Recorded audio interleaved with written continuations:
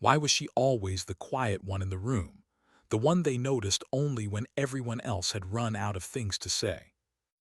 Lieutenant Sarah Martinez had lived her entire career in those shadows, listening, observing, working harder than anyone else, but rarely being the one they expected to stand up when everything mattered. That morning, she was just another name on the roster, another pilot completing her routine inspection on a routine day, or at least that's how it began. The dawn air at Naval Air Station was cool, sharp with the smell of jet fuel and ocean salt. Sarah's boots hit the tarmac in a rhythm that had become second nature after years of service. She had finished her pre-dawn run, lungs burning just enough to remind her that control was earned, not given. While others crowded the mess hall or lingered over coffee, she headed straight to the hangar, binder in hand, checklist already memorized. The mechanics waved, some with respect, some with half-smiles that carried the unspoken question, "What's she doing here so early again?" They knew she would spend another hour with the aircraft before climbing into it. She always did. But that morning wasn't ordinary. The base alarm shattered the quiet at exactly 47 hours. The blaring klaxon rolled across the tarmac like thunder. Sarah froze, her hand resting on the cold metal skin of her plane. For a moment she thought it was a drill, some unannounced test. But then the announcement hit the loudspeakers, sharp, urgent, raw. "All available personnel, report to main briefing room immediately. Repeat, all available personnel to briefing room." The voice was clipped, heavy, urgent in a way that made her stomach twist. She had never heard that tone from command before. She secured the aircraft quickly, wiping the grease from her hands, and jogged toward headquarters with the others. Marines, sailors, aviators, everyone was moving fast, but no one spoke. Silence carried its own weight. Something serious had happened, and they all knew it. When Sarah entered the briefing room, the air was thick with tension. Captain James Hawke stood at the front, the SEAL commander whose presence usually filled a space with calm. Not today. His weathered face was drawn tight, his hands unsteady as he shuffled classified files. He wasn't just briefing them. He was carrying something heavy. The screen behind him flickered with a satellite image, mountains, valleys, jagged terrain. Red markers on the map circled a clearing. A helicopter lay broken among the trees, smoke still curling from the wreckage. His voice cut through the silence, steady but strained. "A Navy transport helicopter carrying combat engineers went down here." His finger pressed the image, the clearing among hostile ridges. 4 survivors confirmed, injured, alive, surrounded by insurgent forces 60 miles behind enemy lines. A murmur spread across the room, then vanished just as quickly. "The terrain is a nightmare. Anti-aircraft weapons here, and here. More red circles. Rescue choppers can't get close. Ground forces won't reach them in time. We have hours, maybe less, before the enemy finds them or they bleed out from their injuries." Sarah sat, her pulse racing. The words "hours," maybe less, echoed in her chest like a drumbeat. Leaned into the podium, eyes sweeping the room. This mission requires a pilot who can fly low, fast, and unseen. A small modified reconnaissance craft. No radar support. No backup. Whoever takes this flight will navigate mountains at treetop level, dodge enemy fire, and bring those survivors out alive. Silence fell again, heavy, suffocating. Sarah looked around. Pilots who bragged about flight hours, men who talked louder than her at the officers' club, shifted in their seats. Some lowered their eyes. The risk was clear. This wasn't routine combat. This was suicide if done wrong. His voice hardened. "I need to know right now. Is there a combat pilot here who has the skill and the courage to attempt this rescue?" The words hung in the air. No one moved. Sarah felt her breath catch. She thought of her father's hands from decades repairing aircraft, telling her as a child, "The jet doesn't care who flies it. It only cares if you respect it." She thought of her mother's voice, softer but firm, reminding her that real courage was quiet. And then, before she even realized she was doing it, Sarah stood. The scraping of her chair against the floor echoed like a gunshot in the silent room. Dozens of heads turned. The weight of their stares bore down on her, disbelief, doubt, even contempt in some eyes. Captain looked up, surprise flickering across his face, then something sharper, recognition. Colonel Henderson, the base commander, broke the silence first. "Lieutenant Martinez, do you understand what this mission entails?" His tone carried both skepticism and warning. Sarah kept her voice calm, steady. "Sir, I have over 2,000 flight hours in low-altitude reconnaissance. I've completed advanced combat maneuvering and hostile navigation courses. I understand the risks. I believe I can do this." Her words were measured, professional, but beneath them was fire. Whispers rippled through the room. Some scoffed, some leaned forward. Studied her like a man weighing steel. "This isn't training, Lieutenant. You'll be flying alone. Hostile forces will be hunting you. Weather is already breaking down. You'll have to thread a needle through mountains where we've lost more experienced pilots. Are you certain?" Sarah didn't flinch. "Captain, 4 crewmen are waiting for someone to bring them home. I know the aircraft, I know the terrain. I can do this." Her voice wasn't loud, but it carried. The room stirred again. A senior pilot major pushed back his chair. "Sir, with respect, I have more combat hours. I should be the one to go." His tone was firm, protective of his status. Raised a hand, silencing the debate. His eyes never left Sarah. "Then show me. Walk me through your approach. Convince me you're the one." Sarah stepped forward. Her boots felt heavier with every step to the front. She stood at the screen, studying the map. Fingers traced valleys, natural cover. Her voice became steady, technical, precise. "I'd approach from the northwest. Use this ridge line for masking. Crosswinds here cut radar coverage, which works in our favor. I'd drop into the valley at treetop height. Stay under their line of sight.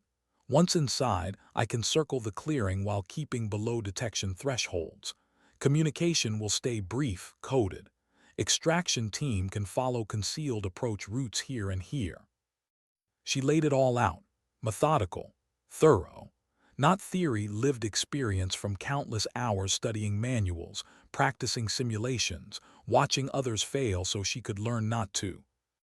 As she finished, silence filled the room again, but this time it was different. His eyes softened. He gave a single nod. "Lieutenant Martinez, you have the mission. Wheels up in 2 hours."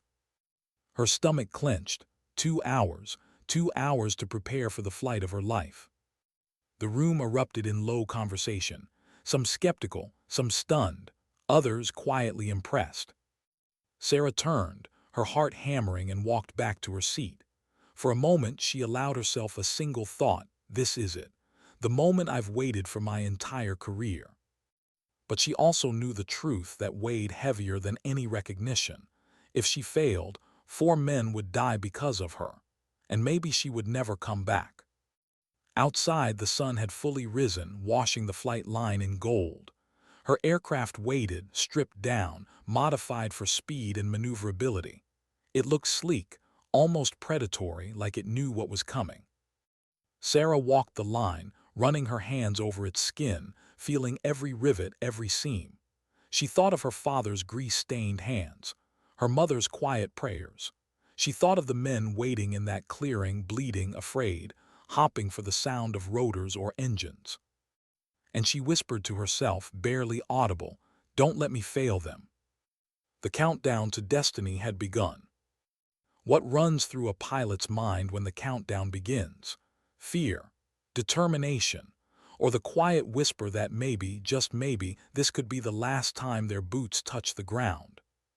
Sarah moved through the hangar with steady steps, but inside her chest the beat of her heart was louder than the clanging of tools, louder than the roar of engines being tested nearby. 2 hours. That was all she had. 2 hours to transform herself from the overlooked lieutenant into the pilot entrusted with lives. Chief Petty Officer was already waiting by the modified reconnaissance aircraft. He had grease on his hands, eyes sharp from years of keeping planes alive in the harshest conditions. He'd worked with Sarah before. He trusted her instincts in ways few others did. Still, even he couldn't hide the concern lining his face. "You sure about this, Lieutenant?" he muttered, handing her a maintenance log. "This bird's fast, light, but stripped down. She'll handle different. No margin for error." Sarah flipped through the log, scanning every line like it was scripture. "She'll hold," she replied quietly, "as long as I do my part." Studied her for a beat, then nodded. "Then I'll make sure she's ready." He went back to work with a fierceness that said more than words ever could. The ground crew buzzed around the plane, but Sarah felt apart from them, almost ghost-like. Some cast sidelong glances, whispers trailing behind her back. She knew what they were saying. She doesn't have combat hours. She's too young, too small, not ready. She had heard those doubts her entire career.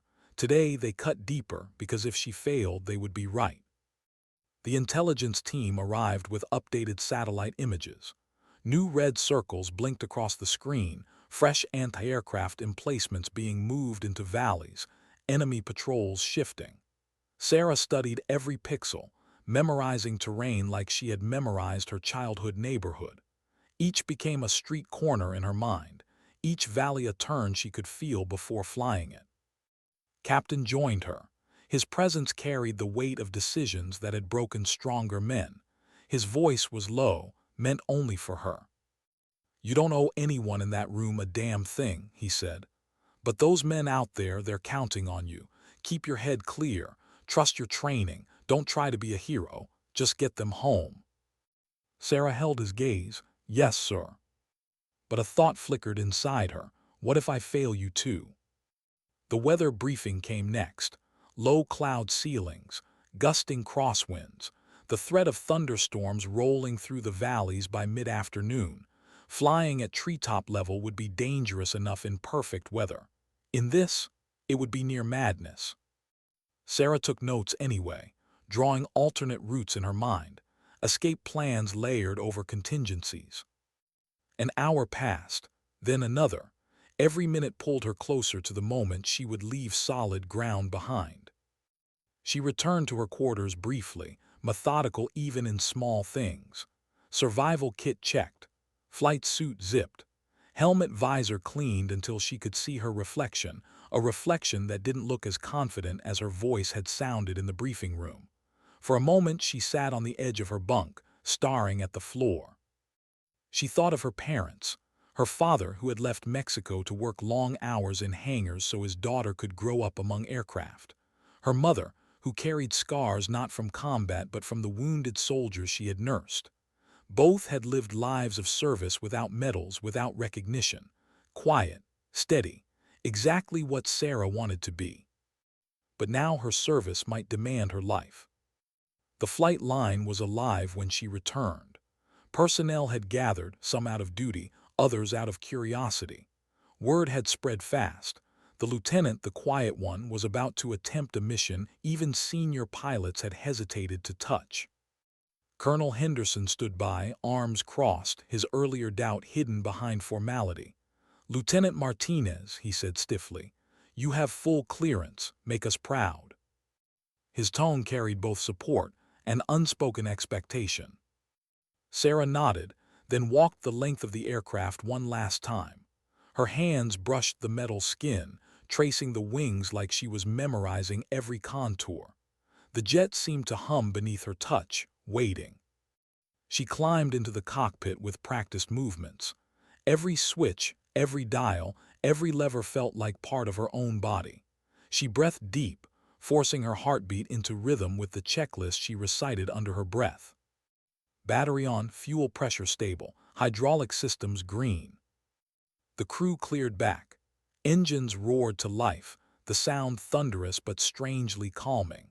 The vibrations rattled through her bones, a reminder of the power she now commanded and the fragility of the machine she trusted with her life. Through the canopy she saw faces watching: mechanics, officers, sailors. Some looked doubtful, some looked afraid. A few, just a few, looked proud. And then she saw, standing near the control tower. He didn't wave. He didn't smile. He just gave a single nod, sharp, decisive. It was enough. Ground control cleared her. She taxied onto the runway, the aircraft rolling smooth, eager. For a heartbeat she hesitated, foot pressing the brake, eyes locked on the horizon where hostile skis waited. Doubt whispered in her ear, "What if you don't come back?" She pressed the throttle forward. Engines screamed, the plane surged, and the runway blurred beneath her. Lieutenant Martinez cleared for takeoff. The radio crackled. Sarah pulled back on the stick. The aircraft lifted, weight falling away, ground slipping into memory. She was airborne. The first 30 minutes were calm, deceptively so. Clear skis, familiar terrain. She kept low, hugging the contours of the earth, every movement precise. The ocean glinted behind her as she pushed inland, mountains rising like dark sentinels ahead. Then, as the hostile boundary approached, everything changed. She dropped altitude, skimming treetops, the aircraft slicing air so thin she could see leaves trembling in her wake. Radar would be blind to her now, but so would friendly comms. Static hissed in her headset as she lost contact with base. She was alone. Alone in enemy skis. Alone with the responsibility of 4 lives waiting 60 miles ahead. The aircraft bucked in a sudden crosswind, nearly slamming her into a. She corrected instantly, muscles tight, breath steady. No panic, no hesitation. She had trained for this. She had lived for this. But training didn't account for the silence. The silence of knowing there was no one to help her if she made a mistake. No wingman, no backup, just her, the machine, and the unseen enemy below. Clouds thickened. Visibility dropped. She switched to instruments, trusting needles and numbers more than her eyes. Sweat slid down her back beneath the flight suit. Every valley she entered could be the one that killed her. Every ridge could hide a missile waiting for launch. And yet she pressed on. Because somewhere ahead, in that hostile maze of trees and rock, 4 wounded men were waiting for the sound of her engine. Waiting for hope. Sarah clenched the stick, whispering into the empty cockpit, "Hold on, I'm coming." The mountains swallowed her whole. What happens when silence isn't safety, but the sound of danger just out of sight? Sarah's aircraft hugged the contours of the mountains, each ridge and valley a potential ambush. The treetops blurred beneath her canopy, so close she swore she could have reached out and touched them. Flying this low wasn't flying at all. It was survival, threading a needle through hostile earth that wanted her dead. The cockpit felt smaller than usual, pressing in around her. The instruments glowed faintly, numbers she trusted more than her eyes in the thickening haze. Her breath was steady, but her heart, it beat like a drum she couldn't silence. Wind shoved against her wings, crosscurrents that tossed her off balance. She corrected instantly, pulling the stick with precision born of years of training, but she knew. One mistake, one lapse, and her plane would meet the mountain in a burst of fire and twisted metal. Static whispered in her headset. Occasionally, fragments of radio chatter bled through, but most of the time it was only the lonely hiss. She was out of reach. No command. No backup. Just Sarah, her machine, and the weight of 4 men waiting somewhere ahead. She remembered his voice before takeoff. "Don't try to be a hero, just get them home." But what if the only way to get them home was to risk everything? The thought lingered as the terrain grew sharper, ridges cutting the sky like jagged knives. She banked left, following a river valley that snaked between cliffs. Water flashed silver beneath her as she skimmed just above it, engines echoing in the canyon walls. Then movement. Her eyes snapped left, smoke trails fast rising. Missiles, she breathed, instincts firing before fear could. She yanked the stick hard, the aircraft lurching into a violent roll. The first missile streaked past her right wing, close enough to shake the jet with its wake. The second screamed overhead, detonating harmlessly in the cliffs behind. Adrenaline surged hot through her veins. Training took over. She dove, skimming so low branches scraped the fuselage. The plane bucked, alarms shrieking, but she didn't hesitate. She pulled every ounce of control from the machine, threading between trees and rock. Tracer fire lit the valley, red lines slicing the air, hunting her. She jinked left, then right, evasive maneuvers that pressed her body hard against the seat, vision narrowing to a tunnel. Sweat stung her eyes. "Stay with me," she whispered to the jet, voice shaking now. "Don't give up on me." Minutes passed like hours, and then silence again. Her hands trembled slightly on the controls. She forced them still. She had survived the first attack, but the lesson was clear. They knew she was here, and they weren't going to let her through without a fight. The fuel gauge drew her eyes next. Numbers dropping.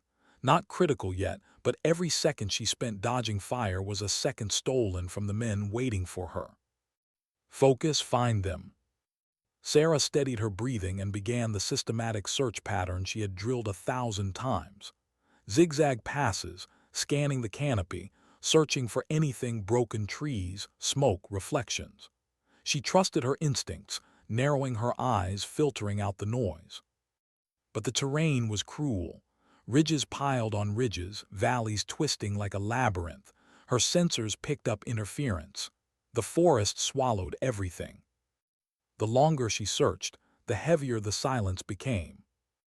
Doubt pressed at her. What if I can't find them? What if they've already been captured? She shook her head violently, refusing the thought. She had to believe they were alive. She had to.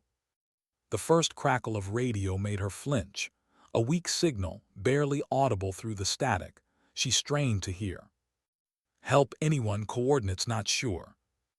Her heart leapt. "Survivors." "Say again," she barked into the mic, voice sharp. "This is Lieutenant Martinez, Naval Air. Do you copy?"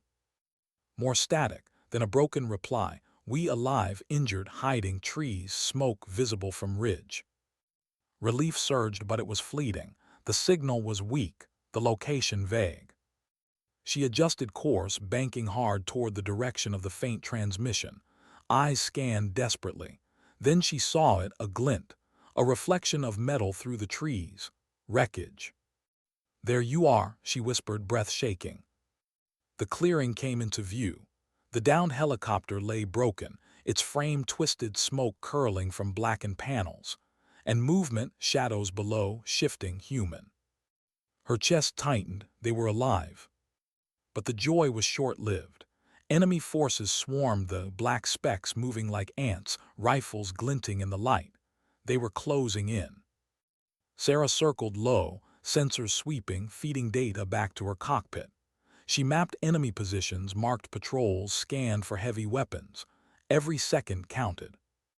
The radio crackled again, captain's voice breaking through faintly now. "Martinez, we've reached the outer perimeter. Need intel. What's your eyes?" She gritted her teeth, responding quickly. "Hostiles on north and east ridges. Heavy fire teams closing fast. Survivors at crash site. Limited cover.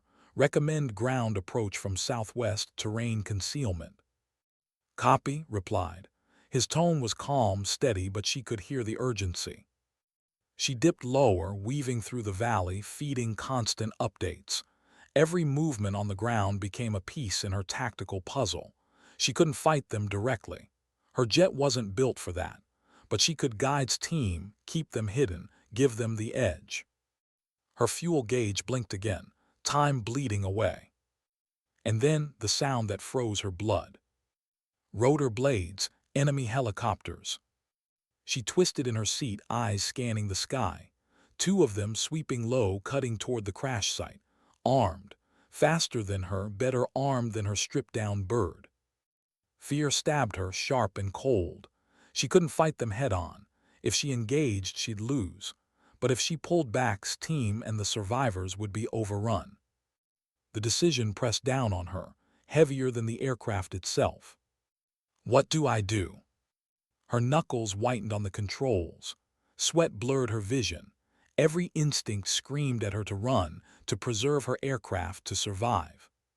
But then she thought of the men below, bleeding, hiding, waiting for her. Sarah whispered to herself, voice trembling but fierce, "You don't get to quit now." She banked hard, setting her jet on a course that would bring her dangerously close to the enemy helicopters. Not to fight, she wasn't suicidal, but to distract, to draw their eyes, to buy the ground team time. The chase was on.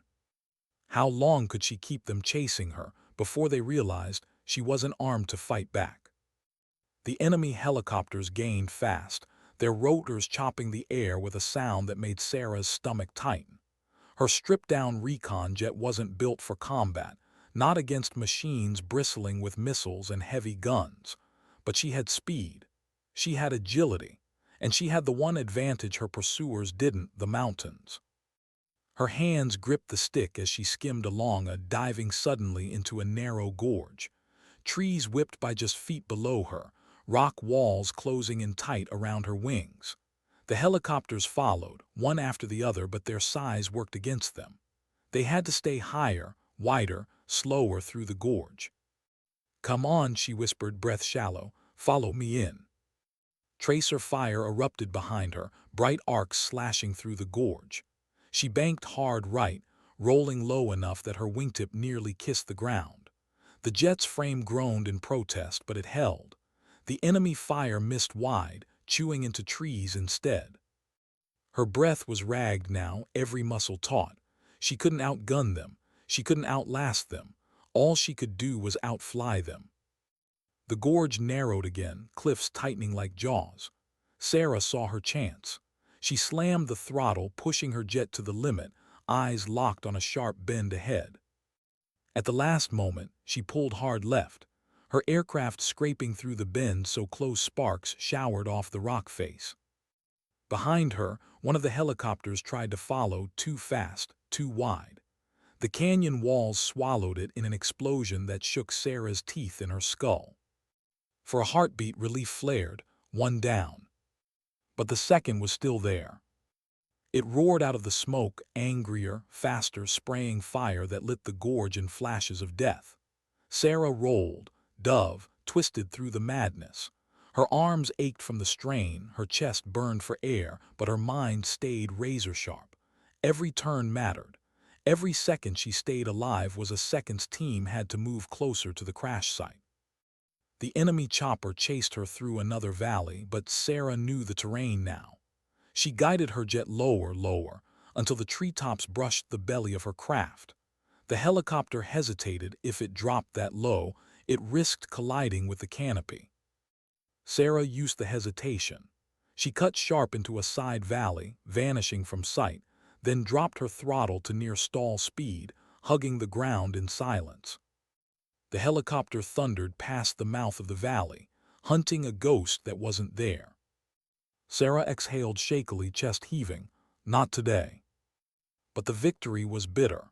She looked down at her fuel gauge and her stomach sank. She had burned through far more than she could afford in that chase. Numbers blinked at her, cruel reminders that the clock was ticking faster now. Her radio crackled suddenly, its voice sharp but controlled. "Martinez status." She swallowed, eyes flicking between the gauge and the terrain. One hostile bird destroyed. Second, lost track. I'm clear for now, but fuel's low. "Understood," replied. "We're approaching the crash site. Survivors are moving. Need your eyes for enemy positions." Sarah steadied herself. Her survival didn't matter yet, not while they were still on the ground. She banked back toward the crash site, her eyes scanning constantly for enemy movement. They were everywhere, crawling the ridges, setting up positions, tightening their net. She fed every detail, every shift she saw. 2 fire teams moving from North Ridge, possible ambush along your route. Adjust west. Copy that. Her voice stayed calm, but her insides churned. She was a lifeline now, a thread between death and survival for both the rescue team and the wounded men. Minutes stretched into an hour. Sarah circled the area, sometimes diving low to confirm movement, sometimes pulling high enough to reset her angles. Her fuel gauge dipped lower, the red warning flashing now. She couldn't leave yet, not until and his men had the survivors. Her headset crackled again, static heavy but clear enough. voice carried urgency this time. "We've got them, survivors in hand, moving to extraction point." Relief swept through her, fierce, almost painful. They were alive, they had them. But the mission wasn't over. Enemy fire intensified. Tracers filled the air around her, bright scars in the sky. Her aircraft shuddered as rounds clipped the fuselage, alarms shrieking in her ears. She gritted her teeth, forcing calm, forcing focus. She banked hard, dragging the enemy's attention, pulling fire away from the ground teams below. Her fuel gauge blinked again, dangerously low now. A decision pressed down on her like a weight she couldn't escape. She could turn back, try to make it home before the tank ran dry. No one would fault her. She'd done her job. She'd found the survivors, guided the team, bought them time. But if she left too soon, men could still be ambushed. The survivors could still die in the final moments of their rescue. Her eyes locked on the warning light, red, flashing, mocking. "Just a little longer," she whispered. She pushed her jet lower, weaving through valleys, feeding team updates even as bullets tore through the air around her. Every minute drained her tank further, but every minute also kept them alive. Finally the call came. "Extraction complete, survivors secure, pull back Martinez, get home." The words hit her like a lifeline, but when she looked at her fuel gauge, her stomach dropped again. She had enough for one chance, one route out. If anything went wrong, she wouldn't make it. She turned her jet toward base, eyes fixed on the ridges ahead. The weather had worsened, clouds thick, wind screaming through the valleys. Her hands tightened on the controls. "This isn't over," she whispered to herself. "Not yet." The return flight would be the hardest of all. What does courage feel like when the mission is done? But the hardest part is still ahead. Sarah's aircraft shuddered as it cut into the storm. Rain lashed against the canopy in sheets, the wipers thrashing furiously but failing to clear the blur. Wind slammed into her wings, jerking the jet sideways, each gust threatening to rip her off course and into the cliffs that loomed unseen through the mist. The fuel gauge blinked relentlessly, red, flashing, mocking. Every instinct screamed at her to climb, to get above the storm, but she couldn't. Higher meant radar. Higher meant enemy eyes. She had to stay low. She had to thread her way home the same way she'd come, through valleys that twisted like knives, under clouds that dragged across the mountaintops. Her breathing was shallow now, each inhale tight in her chest. She adjusted the throttle delicately, managing every ounce of fuel. Too much thrust and she'd burn out before home. Too little and she'd stall in midair. Her mind replayed's voice, extraction complete, survivors secure, pull back. They were alive. She had done her part. And yet, as the storm clawed at her wings, she felt the cruel truth. She might never see the base again. She might have given everything, only to vanish in the return. Lightning cracked ahead, blinding white. For a second she saw the jagged peaks below, closer than she realized, and yanked the stick hard left. The jet rolled violently, alarms shrieking. Her heart slammed against her ribs, adrenaline flooding her veins.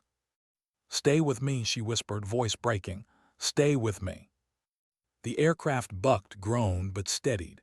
She trimmed the controls, muscles aching from the strain of constant corrections. The storm roared louder, the cockpit rattling like it might shake apart. Her fuel dipped lower, minutes left, maybe less. She forced herself to focus. She had studied these maps. She knew the terrain.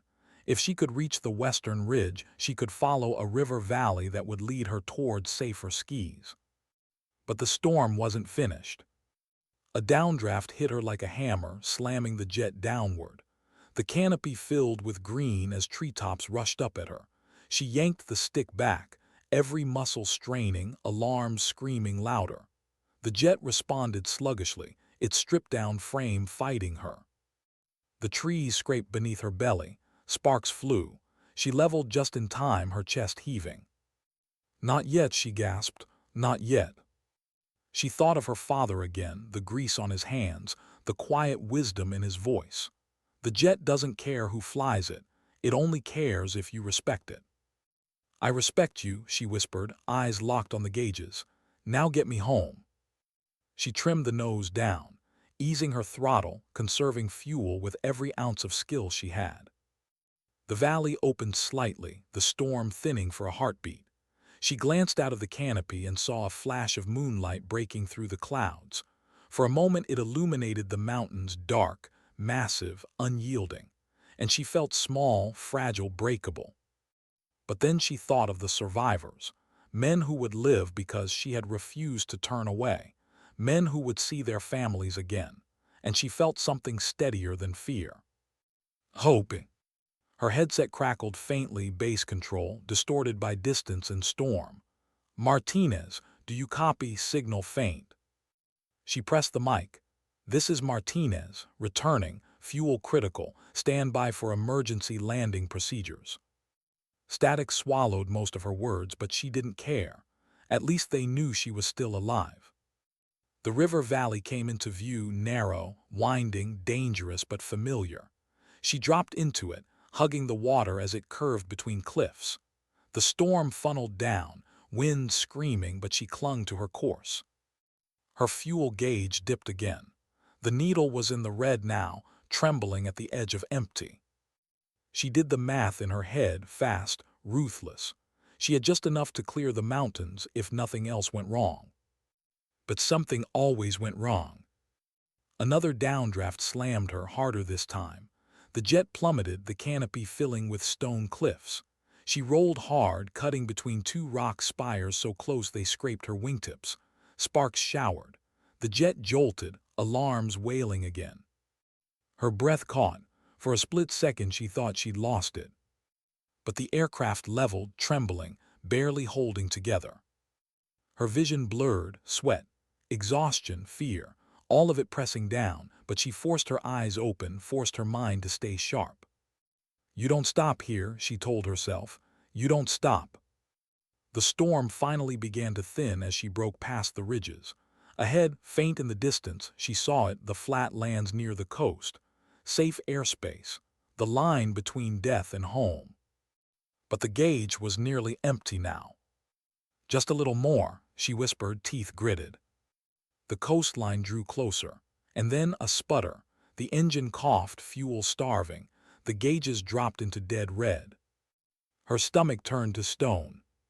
She had seconds, maybe less. Her training screamed options, glide ratios, emergency landings, bailout procedures. But in the stormy dark, with terrain still beneath her, none of them promised survival. And yet, as the engine sputtered again, a calm settled over her. A strange, impossible calm. She thought of her mother's voice. Real courage is quiet, Sarah. It's the choice you make when no one is watching. She wasn't afraid anymore, not of dying, only of failing. The jet glided, unpowered now, coasting on momentum. She trimmed it perfectly, guiding the nose toward the faint lights of the base airstrip miles ahead. Come on, she whispered, voice breaking, just a little more. The storm thinned further. The coastline gleamed faintly below, and there, blinking on her radar, the base. She wasn't there yet, but she was close enough to believe. What happens when an entire base holds its breath for one pilot? Sarah's jet glided in silence, the engine dead, the storm breaking apart behind her. The cockpit was eerily quiet now, no roar of turbines, only the rush of air as she cut through the sky. The gauges glowed faintly, warning lights flashing red like distant sirens.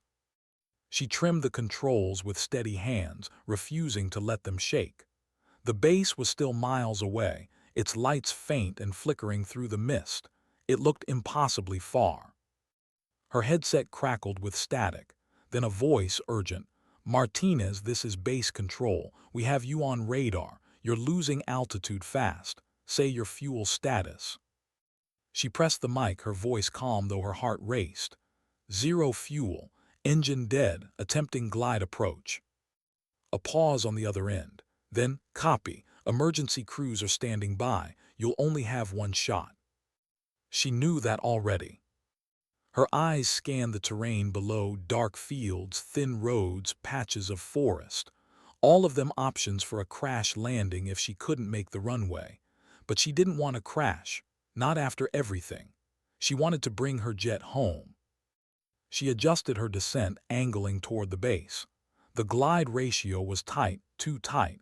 Every foot of altitude was precious. She couldn't waste a single movement. Memories flickered through her mind unbidden. The officers' club where she had sat ignored while others laughed. The simulator sessions where she stayed long after everyone else had gone. Her father's tired smile when she called home. Her mother's hands clasped in prayer. "Don't let me fail them now." Base Control's voice cut in again. "Winds from the east, crosswind 20 knots. Runway 27 is clear. Do you copy?" Sarah's chest tightened. Crosswinds. Without power, correcting for them would be almost impossible, but she didn't hesitate. "Copy 27. She could picture the crews already lining the runway, fire trucks, medics, commanders. All of them waiting, watching. Some probably expecting her to fail. Some maybe even readying for the explosion they thought was inevitable. She refused to give them that ending. The runway lights grew larger, brighter. Her altitude dropped faster. She adjusted her angle, shallow, holding every ounce of glide. Sweat trickled down her temple. Her hands ached from gripping the stick. The crosswind caught her suddenly, shoving her sideways. The plane dipped, wings wobbling. For a heartbeat, she felt the sickening drop of a stall. "Not yet," she growled, forcing the nose down, leveling the wings. She rode the crosswind, muscles straining, every nerve alive. The runway rushed toward her now, too fast, too low. She adjusted again, heart hammering. She whispered, "Hold together, just hold together." The wheels touched down with a bone-jarring screech. The jet skidded, fishtailing under the crosswind. Sparks flew as the stripped-down brakes screamed against the asphalt. For a moment it felt like she would lose it, spin out, crash anyway. She fought the rudder pedals, muscles burning, vision narrowing. The jet wavered, then steadied, sliding but slowing. Finally, mercifully, it stopped, dead still on the runway. Sarah sat frozen, her hands still locked on the controls, her chest heaving. The cockpit was silent again, except for her own breathing. Then the voices came. Base Control, urgent but relieved. "Lieutenant Martinez, you are down. Repeat, you are down safe." Her eyes blurred, not with sweat this time, with tears. The canopy opened. Cool night air rushed in, carrying the smell of rain and jet fuel. Floodlights lit the runway as emergency crews swarmed, fire trucks flanking her plane. Medics waited, searching her face for signs of injury. She climbed out slowly, legs unsteady. The tarmac felt strange beneath her boots, like it wasn't real. Applause broke out in the distance, scattered at first, then growing. But Sarah barely heard it. Her eyes locked instead on Captain, standing at the edge of the runway. His expression was unreadable for a moment. Then he gave a sharp nod, the same way he had before she left. Only this time his eyes softened. "You did it," he said quietly as she approached. Sarah shook her head. "We did it. They're alive because of you, because of the team." Studied her, then said with a gravity that sank deep into her chest, "No, Lieutenant. They're alive because when I asked if there was a combat pilot in the room, you stood up." The words cut through her exhaustion. She felt the truth of them settle heavy on her shoulders. The medics insisted on checking her, guiding her toward an ambulance. She let them, though her body felt whole. The wounds weren't physical. They were somewhere deeper, places no bandage could reach. Behind her, the jet still sat on the runway. From the mission, fuel tanks bone dry. A machine that had carried her through hell and somehow brought her home. Sarah looked back once, her chest tightening. She whispered softly so no one else could hear, "Thank you." The night swallowed the words, but she meant them. Why does silence feel heavier after the roar of survival? The hangar was quiet when Sarah stepped inside, escorted by medics who had finally cleared her of injuries. The cheers on the runway had faded into memory, replaced now with the hum of fluorescent lights and the low murmur of voices waiting for her. She didn't want the attention. She only wanted to sit, to breathe, to let her hands stop shaking. But the mission wasn't finished, not until every word of it was dissected in the debrief. Captain was already there, leaning over a table spread with maps and reports. His weathered face looked more lined than it had that morning, his shoulders heavier. He looked up as Sarah entered, eyes locking on her with something she hadn't seen before. Respect.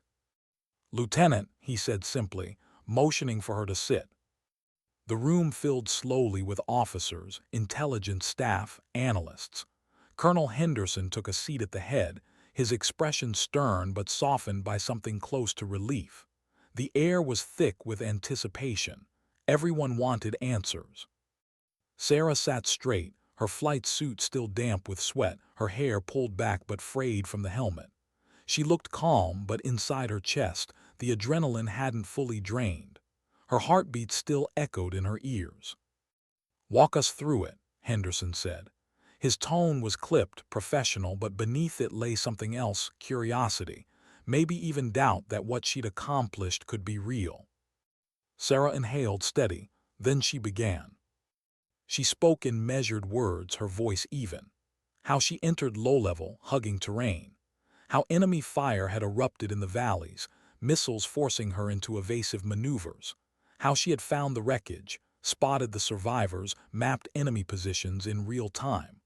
How she had guided its team through ambushes, distracting hostile helicopters, buying seconds with every maneuver. Her voice faltered only once when she described the return. The storm, the empty fuel tanks, the dead engine gliding toward the runway. For a moment she hesitated, her throat tightening. But then she pressed on, finishing the account without flourish, without drama, just facts. The room was silent when she stopped. Papers shuffled, pens scratched, but no one spoke. Finally leaned forward. Her intel was precise. Without her aerial calls, we would have walked straight into an ambush. We wouldn't have reached those men alive. Henderson studied Sarah, his eyes narrowing. "Lieutenant, do you realize what you've done?" She met his gaze, steady but quiet. "I did my job, sir." The colonel exhaled, almost a laugh but not quite. "Your job just saved 4 lives and a SEAL team. That isn't ordinary duty, Lieutenant. That's extraordinary." Applause broke out, restrained at first, then building. Officers who had doubted her hours ago now nodded with something like admiration. But Sarah didn't feel pride. Not yet, she only felt tired. When the debrief ended, she slipped out before anyone could corner her with congratulations. The base buzzed with talk of her mission, stories spreading faster than she could move. She heard snippets. She flew through a storm with no fuel, took out a helicopter in the gorge, never flinched. Myths already forming around her. But Sarah knew the truth. She had flinched, she had feared, she had whispered to herself in desperation. Heroics weren't clean. They were messy, terrifying, full of doubt. In the dim quiet of her quarters, she sat on her bunk, head in her hands. The silence pressed on her harder than the storm had. For hours, she had been nothing but motion, instinct, decision. Now, stillness left her exposed. Her hands trembled again. She clenched them into fists. The faces of the survivors flashed in her mind, pale, bloodied, but alive. That was what mattered. That was why it had all been worth it. And yet, in the quiet, another thought crept in. What if I hadn't made it back? Would anyone remember her beyond this mission? Or would she be another name in a report, another pilot who tried? A knock broke the silence. "Come in," she said, voice steady though her chest still tightened. Stepped inside. He carried no papers, no orders, just a simple expression, a mix of pride and something like concern. "You holding up?" he asked. Sarah gave a faint smile. "I'm fine." "Don't lie," said, pulling a chair. "I've seen men come back from missions half as hard as yours and break under the weight of it." Sarah looked at her hands, flexed them slowly. "I keep thinking about the fuel gauge, the way it dropped into red, The silence when the engine died. Nodded, and yet you landed it. She exhaled a long shaky breath. Barely. Barely is enough, he said. They sat in silence for a while, the hum of the bass faint through the walls. Finally, leaned forward, his voice softer. You proved something today, not just to them, to yourself. You don't need to say it out loud, but you know. Sarah didn't reply, she didn't need to. The truth settled in her chest like a quiet ember. She had done it.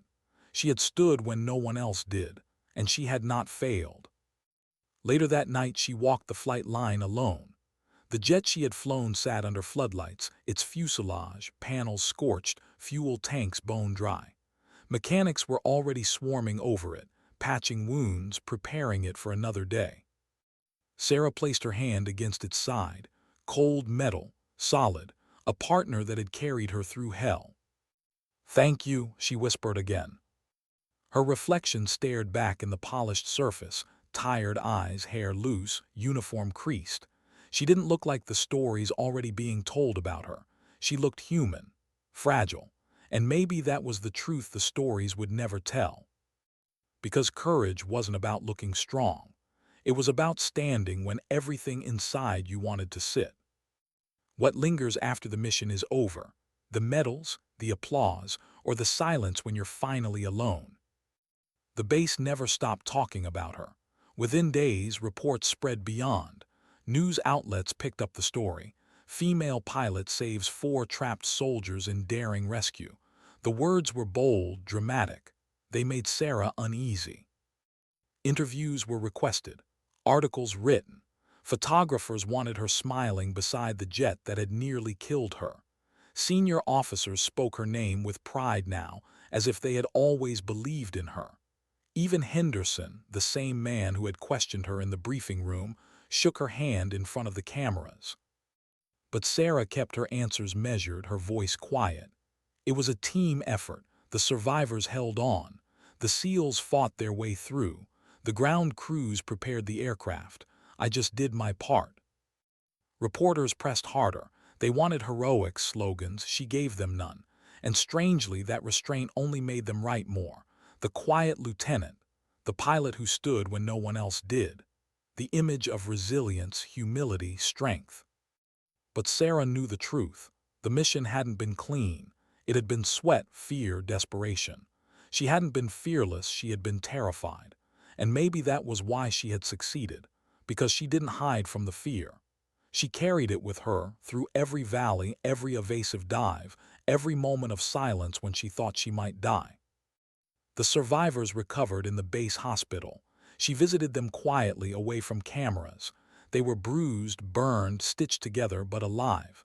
When they saw her, their faces changed. Relief, gratitude. One reached for her hand, squeezing it weakly. "You found us," he said, voice hoarse. "We didn't think anyone could, but you came." Sarah swallowed hard, her throat tightening. "I wasn't alone," she told him. But when she walked out of the ward, she let herself lean against the wall, her eyes burning. Those men would see their families again.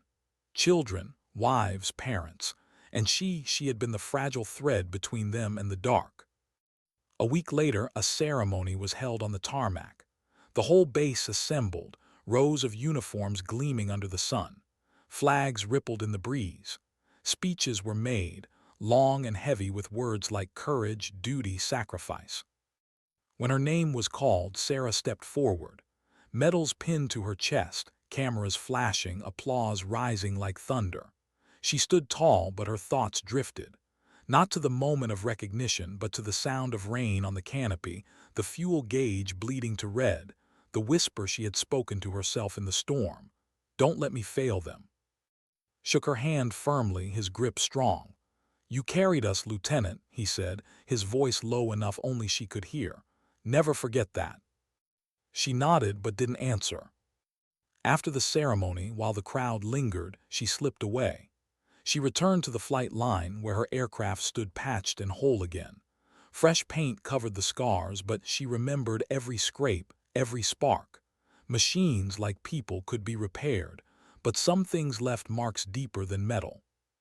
She climbed the ladder into the cockpit, sitting in silence. No checklist this time. No alarms, just the hum of memory. She closed her eyes and breathed. What had this mission cost her? Not her life, she had brought that home. Not her reputation, it had only grown. But something quieter, harder to name. The innocence of being unseen. The freedom of anonymity. She would never walk unnoticed again. And yet, a softer truth settled in her chest. She had proved to herself what she had always suspected, that her worth was not measured by hours at the officers' club, nor by loud voices in crowded rooms. It was measured by what she did when silence demanded courage. That night she called her parents, her father's voice cracked with pride. "You flew like the sky was yours." Her mother's voice was quieter, steadier. "I prayed every moment, and I'll keep praying, not for medals, for your heart." Sarah listened, her chest heavy, her throat tight. "I'm still me," she whispered to them. And she was, but not entirely. Weeks passed. The mission became a story retold in training halls, in quiet conversations among new recruits. A reminder that courage doesn't always shout. Sometimes it whispers. Sometimes it stands quietly when no one expects it. Sarah carried on with her duties, methodical as always. She trained younger pilots, checked flight logs, spent long hours in simulators. To them, she was more than just an officer now, she was proof. Proof that resilience wasn't reserved for men with loud voices. Proof that a woman could stand when a room full of others stayed seated. But in private, when the noise faded, she walked the runway at night. The air smelled of salt and jet fuel. The stars hung cold and distant. And she thought about the fragility of it all, how a single wrong turn in the gorge, a second slower on the controls, a drop less of fuel, and she wouldn't be here. She carried that knowledge like a shadow. It didn't crush her, but it stayed. And maybe that was what real courage was. Not the absence of fear, not the glory of survival, but the willingness to walk with the shadow and still keep going. One evening, found her on the flight line. He walked beside her in silence for a while before speaking. "You know," he said, "I've led a lot of missions. Seen men with chests full of medals, men who thought they were unbreakable. Most of them broke eventually. You don't seem like you will." Sarah looked at him, then back at the runway. "That's what they said about the helicopter that crashed." Chuckled softly, then nodded. "Fair, but I'll tell you this, you've changed something here, more than you realize." She didn't answer, she didn't need to. Because deep down she already knew. The mission was over. The survivors were home. Her career would go on, perhaps brighter now than ever. But none of that mattered as much as the lesson carved into her bones. That sometimes dignity doesn't speak. It doesn't shout or demand recognition. It simply acts.